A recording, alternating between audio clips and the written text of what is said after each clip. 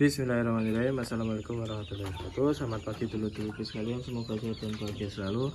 Alhamdulillah ya Lur ya. Alhamdulillah pagi ini cerah gitu kan. Tadi malam hujan juga. Seperti biasa saya selalu mengingatkan bahwa kita nggak bisa menyalahkan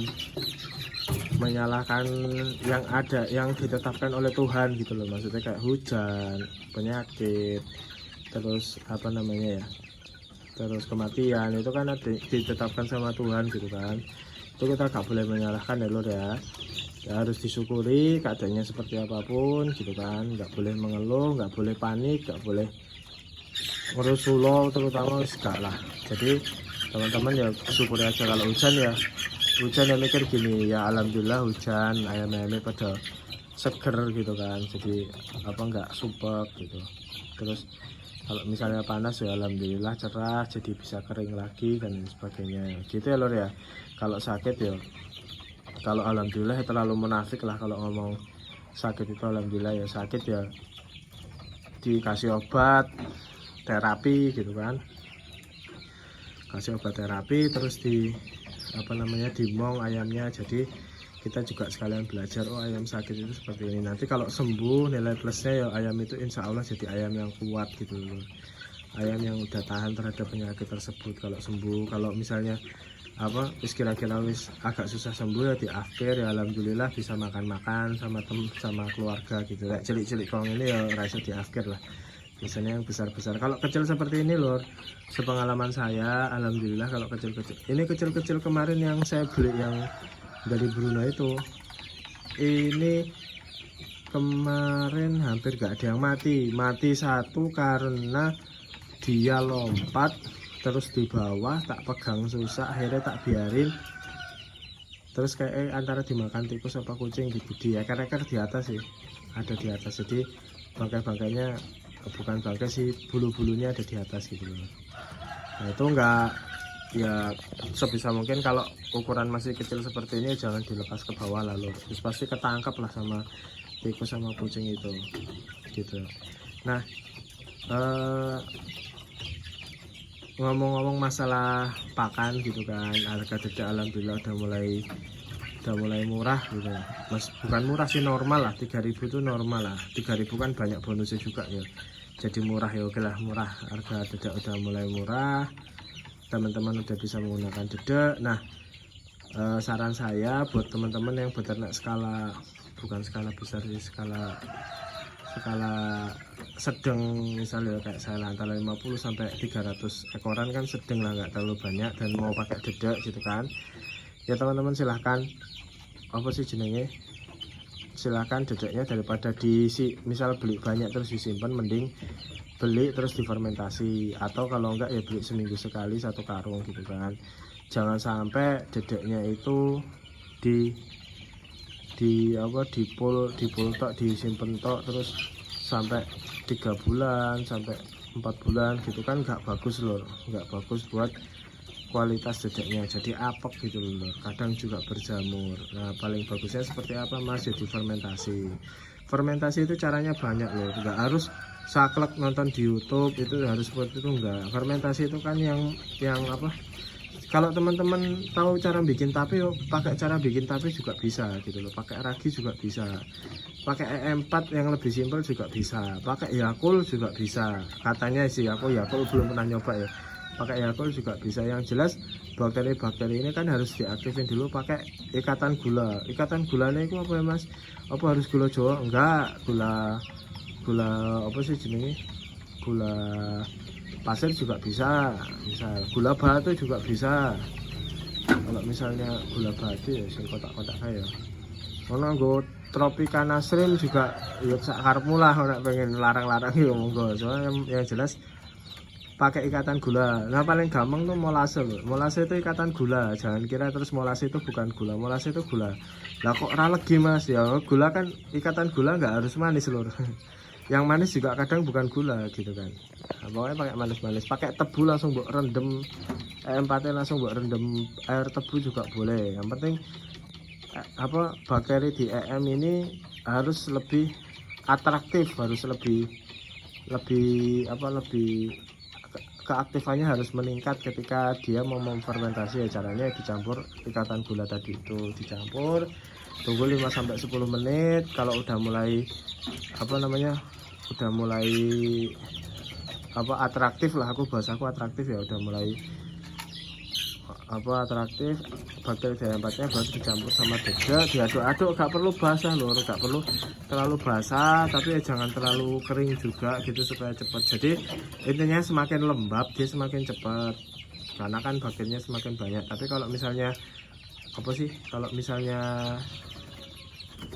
terlalu basah ya jadinya belenyek ya, kadang ayam nggak suka gitu loh. Jadi makanya punyaku itu kayak gini loh, ini wis tak campur sama dedek sih, purnya dikit, hasilnya kayak gini lur, hampir mirip-mirip sama dedek, jadi warnanya agak kecoklatan gitu dulur-dulurku sekalian. Nah ya semoga teman-teman memanfaatkan keadaan dedek ini.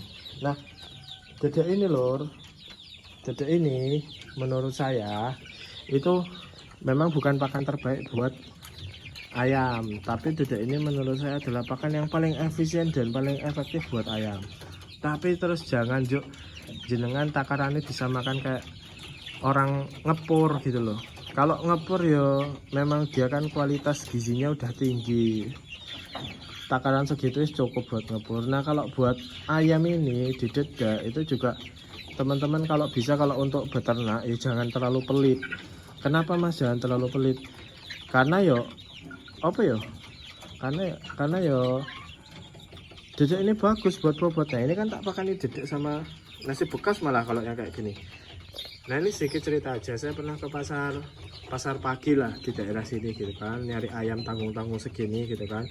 Saya nemu yang lebih besar, terus orangnya minta harganya 4.500 saja, ini ditawar sampai 35.000 atau 30.000, insya Allah bisa lah. Karena mungkin orangnya gak ngerti, nih aku dikit-dikit ya ngerti lah harga ayam gitu.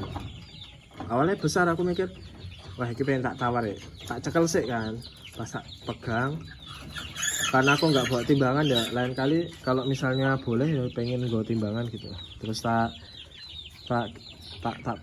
kira-kira gitu, karena alhamdulillah sekarang ya aku nyekel itu sekilo borong insya Allah bisa gitu loh, nggak harus pakai timbangan. Jadi kalau cuma nakar ini sekilo apa durung gitu loh, paling enggak ya misnya 9,5 on gitu kan, tak kira wis sekilo, paling misnya di situ toh gitu kan.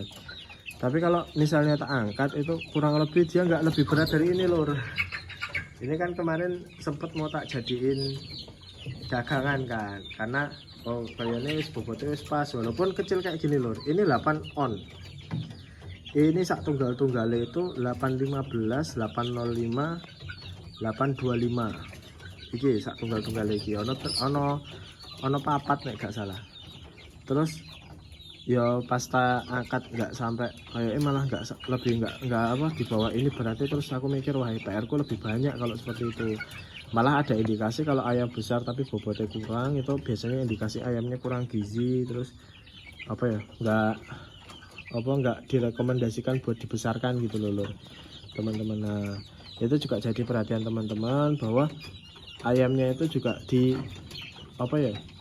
sebelum dikasih makan ya kalau bisa dipegang gitu loh, dipegang kira-kira ukuran segitu itu bobotnya pas apa enggak sih sama badan ayamnya. Kalau misalnya bobotnya masih di bawah bukan bobot seharusnya sih, kira-kira menurut sampean wah ini kudunya bobotnya sekian tapi kok masih bobot sekian, kok masih enteng gitu ya, berarti kemungkinan ya pakannya kurang gitu loh, maksudnya pemberian pakannya kurang atau kualitas pakannya yang kurang, intinya gitu. Nah buat perbandingan ini ya lor ya, tak kasih tahu ya lor ya supaya gamis. Nah ini wis 8 onan ke atas semua yang di bawah itu tadi. Ini bandingin sama yang di atas gitu kayaknya gigi. Nah ini matanya agak sakit, bandingin sama ini secara ukuran dia jauh, tapi kalau bobot kacek on lur. Jadi ini lebih enteng 1 on. Nah dari segi pergerakan juga dia, dan dia umurnya wis tua sih, dia bobokanku sing angkatan pertama gitu loh. Kok ora gede-gede ngono wis tak kayak pakanan biasa wae. Gitu ya lur ya. Nah, inilah banding ke awak ya. Cek tak zoom. Nah, kan dia lebih besar. Secara apa kan dia lebih besar Melayu malah kayak. Secara apa? Secara badan dia lebih besar tuh. Tapi dia jauh lebih enteng daripada ini ayam yang kecil kayak ini loh. Nah, kan. Nah, itu yang jadi perhatian buat teman-teman kalau pemberian pakan mumpung dadak lagi murah. Kalau bisa diberikan makan secara fermentasi gitu kan, supaya ya membantu pencernaan juga pertama. Kedua, katanya meningkatkan gizi ya, karena katanya tok ya wis lah. Ketika ya apa ya, biar awet ayamnya. Jadi silahkan mumpung harga tidak masih murah, teman-teman ditingkatkan aja pemberian pakan, apa volumenya ditingkatkan. Kalau bobot gak usah patokan bobot, yang penting volume. Sekiranya ayamnya udah berhenti makan berarti ya kira-kira segitulah apa volume makan maksimal yang bisa mereka tampung gitu. Walaupun ayam ya nek panganannya enak ya giling terus gitu kan, kalau pur kan giling terus, cuma kalau dedek kan dia pasti ada berhentinya ya, kayak yang kandang yang tengah ini beberapa berhenti, kandang sebelah sana belum berhenti karena mereka yang sebelah kiri itu apa ya, ayamnya lebih besar 2 minggu kalau nggak salah umurnya, lebih tua 2 minggu, jadi makannya lebih banyak dibandingkan, lebih lama habisnya dibandingkan yang tengah gitu loh. Itu dari saya, sekian. Bila ada salah kata, bila ada materi yang nggak jelas ya kita diskusi di kolom komentar. Wabillahi taufiq wal hidayah. Assalamualaikum warahmatullahi wabarakatuh.